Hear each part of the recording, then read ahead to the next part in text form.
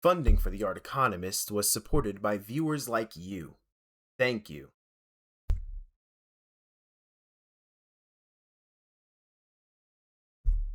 Xbox spent $20 billion over 5 years, and the business got smaller while they spent it. This is an outside analyst piecing together a corporate disaster after the fact, months later, from between the lines of a press release.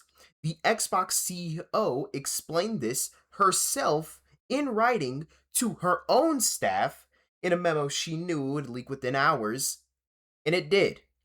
And it read less like a corporate spin on a thing, blaming on market conditions and whatnot, and more like a confession. And here's what makes this story different from the usual big company overspent Embracer Games narrative you've heard 100 times. Xbox didn't just fail. Xbox's own leadership sat down and named specifically the 3 mistakes that caused it, not market conditions or headwinds or whatever they wanted to use. 3 concrete, sequential decisions, and each one made the next one worse.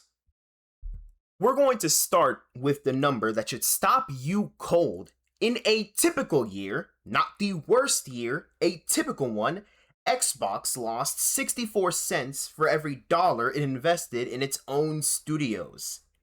Think about what that actually means in practice.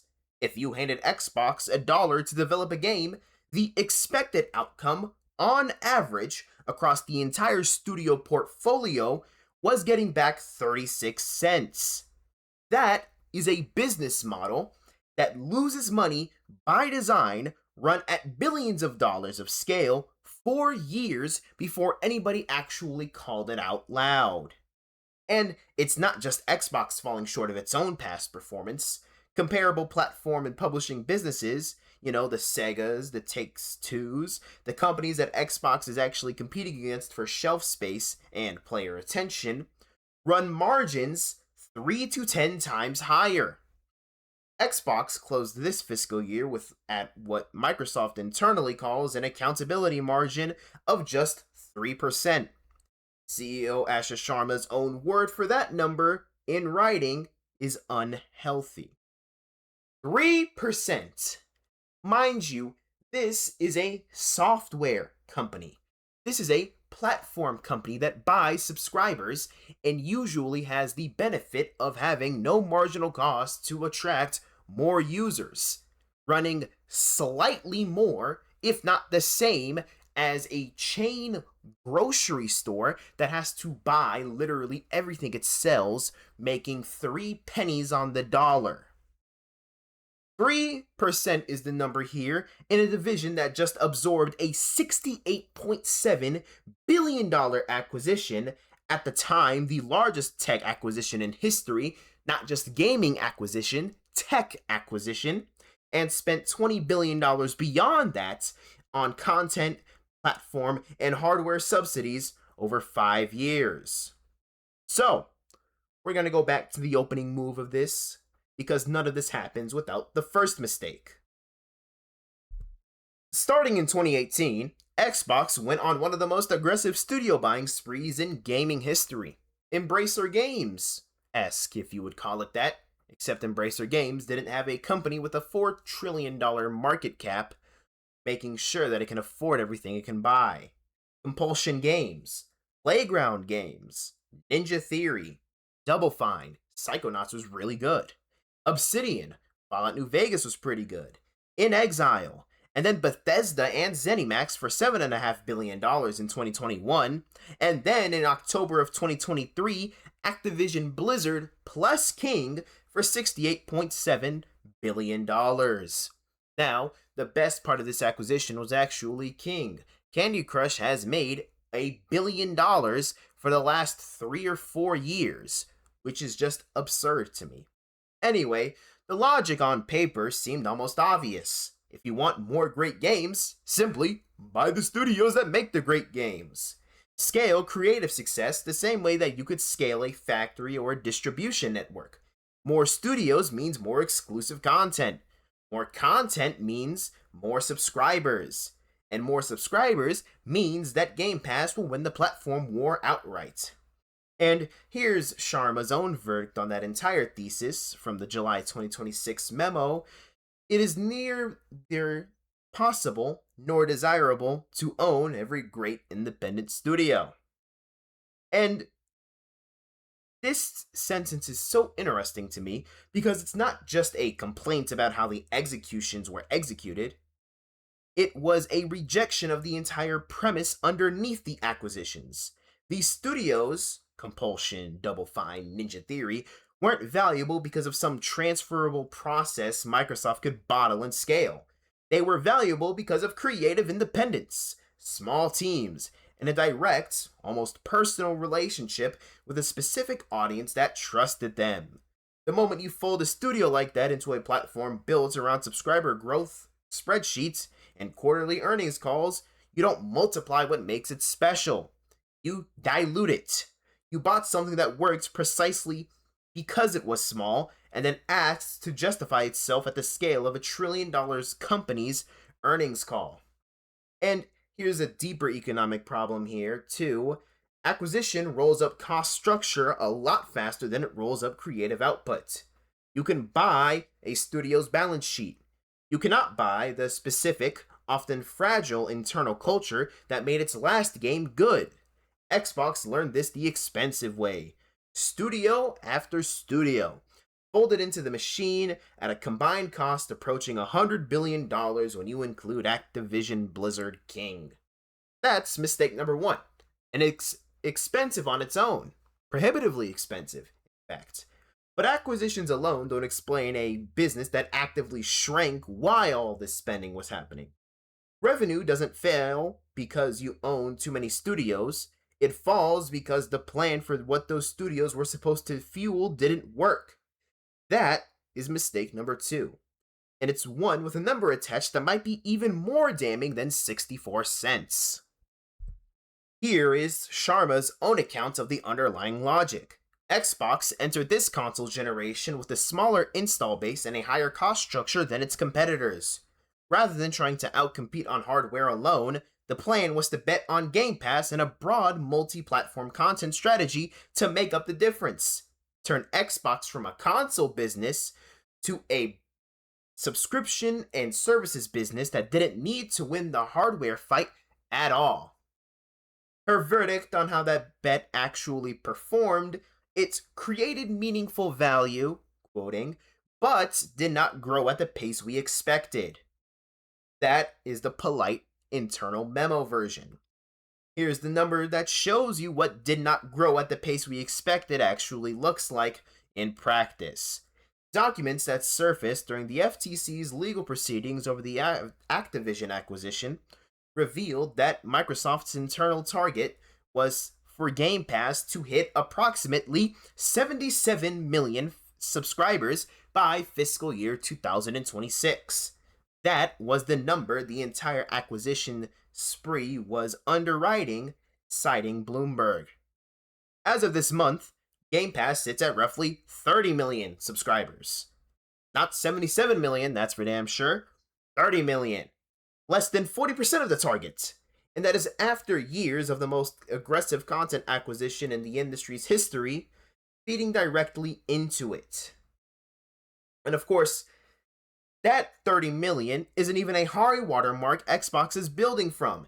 It's a number that's actually down 4 million from where the service stood around back in 2024 when Xbox last publicly disclosed a figure.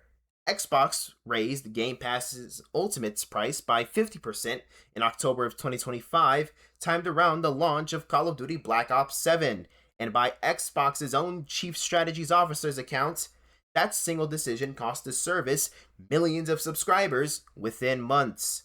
The subscription service that was supposed to be the entire compensating strategy for a hardware disadvantage instead spent 8 straight months shrinking. From Matthew Ball, from his reports remarked by Kotaku in This Week in Video Games. Now, we're going to walk through what that actually did to the acquisitions from Mistake 1. Every dollar spent buying Compulsion, Double Fine, Ninja Theory, Bethesda, Activision, Blizzard, King, every one of those deals existed to feed content into the Game Pass pipeline. The acquisitions weren't a separate bet running in parallel, they were fuel for this specific engine. And when the subscriber math came up more than 60% short of target, it didn't just mean that Game Pass underperformed on its own terms, it retroactively turned every acquisition era dollar into stranded cost. Capital spent serving a growth engine that, by Xbox's own internal targets, never came close to running. And of course, Bloomberg reported that putting 2024's Call of Duty's Black Ops 6 into Game Pass on day one cost Microsoft roughly $300 million in lost individual game sales, meaning the math wasn't even clearly working before the price hike made things worse. Xbox was giving away full price purchases to prop up a subscriber number that was still going to miss its target by tens of millions. Two failures now actively compounding each other. A $100 billion acquisition strategy funding a subscription bet that landed at less than 40% of its own internal goal. So, here's the obvious question. How does a miss this large, this expensive, run for 5 straight years instead of getting caught and corrected at year 1 or 2? That's simply not a strategy problem anymore. It's a problem with the structure of the company. And it's the third mistake that's actually the most damning of them all, because it explains why nobody stopped the first two in time. Xbox operated with up to 14 layers of management in parts of the organization. Studios and platform teams ran largely in silos, each reporting up its own separate chain of command. Nobody, at any point, held end-to-end visibility across the whole business of Xbox. No single leader could look down, look at the acquisition spend on one side and the Game Pass subscriber and revenue numbers on the other, and ask a simple question. Are these acquisitions paying off, yes or no? Sharma's own language for this in the memo is that as Xbox grew, it became fragmented. Platform teams alone had grown 40% larger than they were at the start of this console generation, even as the player base and total playtime were declining over that same period. Headcount going up while usage going down is exactly what happens when nobody with the authority to ask the hard questions is looking at the whole picture at once. Each team, in isolation, optimizes for its own local metrics. More headcount feels safer, more scope feels like progress, and there's no one positioned to force the actual trade-off conversation. This is why the acquisition spree and Game Pass miss got to run in parallel, unexamined, for 5 straight years instead of getting caught in year 1. It's not that Xbox independently made a bad acquisition bet and separately, coincidentally, also made a bad subscription bet and separately, coincidentally, also had bloated management on top of both. The org structure is the actual reason the first 2 mistakes never got checked against each other in real time. Nobody's job was to notice that the acquisition strategy and the subscriber math had diverged this badly, this early. And here's the detail that turns this from bad management to structurally impossible to catch. As part of this same reset, Xbox created its first ever Chief Operating Officer role with true end-to-end financial responsibility across content, hardware, platform, and services. Please, I hope that her experience will not be as soul-draining as I think it will be. First ever, actually. Xbox has existed since 2001. It absorbed a $68.7 billion acquisition.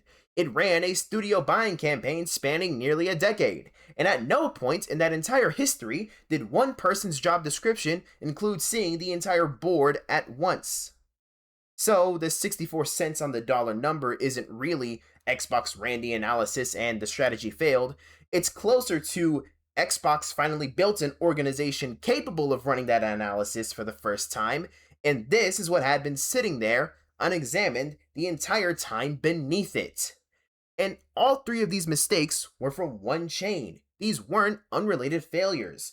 Acquisitions fed a subscription bet that landed at under 40% of its own internal target, and organizational Fragmentation let both mistakes compound, completely unchecked, for the better part of 5 years.